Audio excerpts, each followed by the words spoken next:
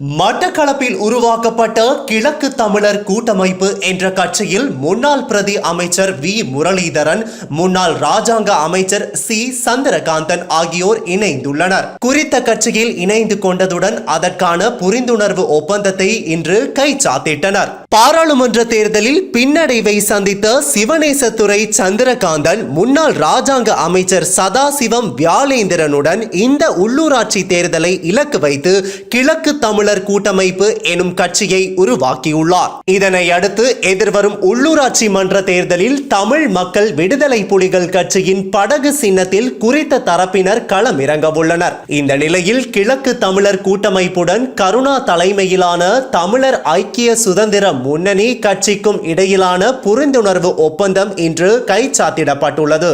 இன்றைக்கு 21 ஆண்டுகளுக்கு முன்னர் இதே மார்ச் மாதத்திலே நான் நம்புகிறேன் 4ஆம் தேதி அளவிலே வன்னி காடுகள் அதுகின்ற அளவிலே எங்களுடைய முன்னாள் தளபதியின் தலைவராக இருந்த கருணாமன் அவர்கள் ஒரு அறிவிப்பை செய்தார். அந்த அறிவிப்பின் பிரகாரம் உங்களுக்கு தெரியும், தமிழீழ போராட்டம் என்கிற பேர்வையிலே வடக்கு தலைமைகளால் கிழக்கு மாகாணம் வஞ்சிக்கப்பட்டு வந்ததை எதிர்த்து குரல் எழுப்பினார்.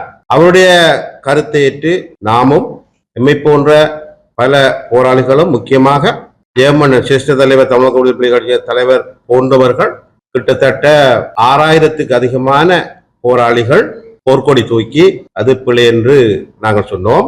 இருந்தாலும் கூட உங்களுக்கு தெரியும், ஸ்ரீலங்கா அரசாங்கத்தோடு பேச்சுவார்த்தை நடத்திய தலைவர்கள் ஆயிரம் இந்த மண்ணிலே பிறந்தவர்களை கொண்டு வடபகுதியிலே யுத்தம் செய்து மாவீரர்களாக்கிய எம்மோடும் எமது தலைவர்களோடும் பேச மறுத்த சம்பவங்கள் எல்லாம் கசப்பானவை, கடந்தவை. இருந்தாலும் அந்த அறிவிப்பின் பிரகாரம் நாங்கள் வெளியேறி ஒரு ஆயுத இயக்கமாக ஒன்றும் சாதிக்க முடியாது என்றதற்கு அப்பால் நாங்கள் அவற்றை ஒப்படைத்து ஒரு ஜனநாயக பாதையில ஜனநாயக இயக்கமாக நாங்கள் ஒன்றுபட்டு செயலாற்ற முனைந்தோம்.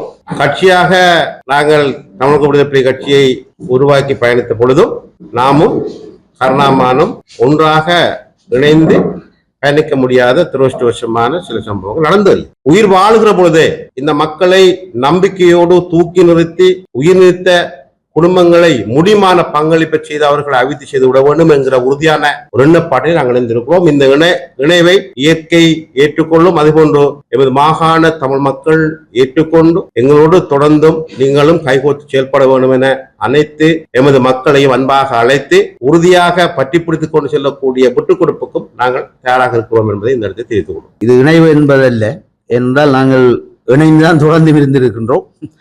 இன்று தேவை கருதி இருவரும் ஒன்றாக கூடி உங்களுக்கு ஒரு தெளிவாக்கல் ஏற்படுத்துவதற்காக கூடியிருக்கின்றோம். பொதுவாக உங்களுக்கு தெரியும்,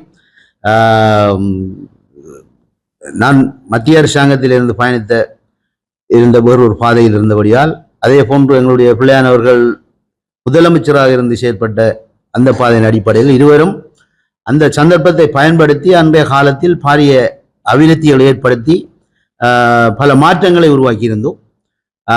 அதே நோக்கத்தில் மீண்டும் இணைந்திருக்கின்றோம். பொதுவாக உங்களுக்கு தெரியும், என்னை பொறுத்தவரையில் விடுதலை புலி இயக்கத்திலிருந்து நாங்கள் பிரிந்தவர்கள் என்பதை விட நாங்கள் ஒதுக்கி வைக்கப்பட்டவர்கள் என்றுதான் கூற வேண்டும். அதன் பிற்பாடுதான் நான் அந்த முடிவை எடுத்தேன்.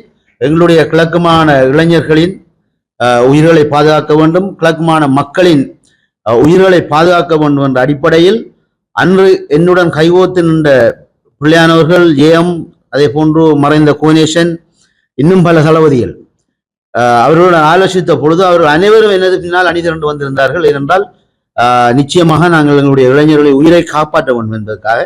அதன் பிற்பாடு உங்களுக்கு தெரியும், நானும் பிள்ளையானவர்களும் பல துன்பங்களை சந்தித்திருக்கின்றோம், துயரங்களை சந்தித்திருக்கின்றோம். என்றால் உங்களுக்கு தெரியும், விடுதலை புலி இயக்கத்தை எதிர்த்து நின்று வெற்றியடைந்தவர்கள் என்பது உண்மையிலே நாங்கள் மட்டும்தான். கிழக்குமான மக்கள் புரிந்து கொண்டு செயற்பட வேண்டும் என்பதை இவ்விடத்திலே அன்பாக நான் கேண்டிருக்கின்றேன். இதை புலம்பெயர்ந்து வாழ்கின்ற மக்களும் இதிலே எங்களுடன் அணி சேர வேண்டும். இது வடகிழக்கு அல்ல, இலங்கையில் வாழ்கின்ற தமிழ் மக்களுக்கான ஒரு அடித்தளமாக நாங்கள் இதை பார்க்கின்றோம். அவை அந்த வகையில் நாங்கள் அனைவரும் ஒன்று திரண்டு செயற்பட வேண்டும் என்பதை இவ்விடத்திலே கேட்டுக்கொண்டு இந்த ஏற்பாடுகளை ஏற்படுத்திய பிரமுகர்கள் அனைவருக்கும் நன்றி கூறி விடைபெற்றுக் கொள்கின்றேன். நன்றி, வணக்கம்.